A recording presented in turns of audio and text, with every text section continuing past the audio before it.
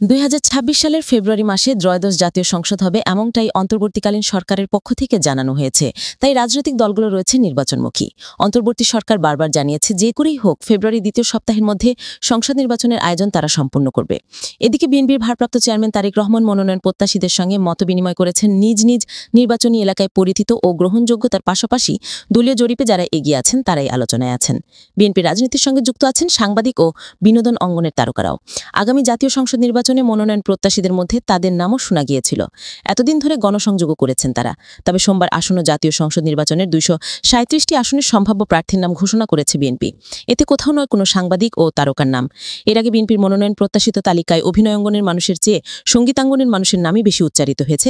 যাদের নিয়ে বেশ আলোচনা ছিল তাদের মধ্যে অন্যতম আমিরুল ইসলাম কাগজি, আনোয়ার আলাদিন, কাদের গুণী চৌধুরী, এম এ আজিজ ও সাইদ খানের নাম। অন্যদিকে কণ্ঠশিল্পী বেবি নাজনীন, মনির খান, রুমানা মোর্শেদ, কনক চাপা ও অভিনেতা আশরাফুদ্দিন উঝার নামও ছিল আলোচনায়। এছাড়াও বিভিন্ন সময় আলোচনায় উঠে এসেছে সঙ্গীতশিল্পী আসিফ আকবর, নাজরিন মনিরা, ন্যান্সি, চলচ্চিত্র অভিনয়শিল্পী হেলাল খান ও শিবাসানু বিএনপির হয়ে নির্বাচনে লড়তে পারেন। কিন্তু মনোনয়ন তালিকায় কোথাও তাদের নাম পাওয়া যায়নি। এর আগে ২০১৮ সালে নীলফামারী ৪ আসন থেকে মনোনয়ন পেয়েছিলেন বেবি নাজনীন। এবার এই সঙ্গীতশিল্পী এলাকা থেকে মনোনয়ন পেয়েছেন মোহাম্মদ আব্দুল গফুর সরকার। ২০১৮ সালে সিরাজগঞ্জে ১ আসন থেকে মনোনয়ন পেয়েছিলেন কনক চাপা। কিন্তু এবার সিরাজগঞ্জে ১ আসন থেকে এখনো কাউকে মনোনয়ন দেওয়া হয়নি। মনির খানের ঝিনাইদহ ৩ আসন থেকে মোহাম্মদ মেহেদী হাসান মনোনয়ন পান।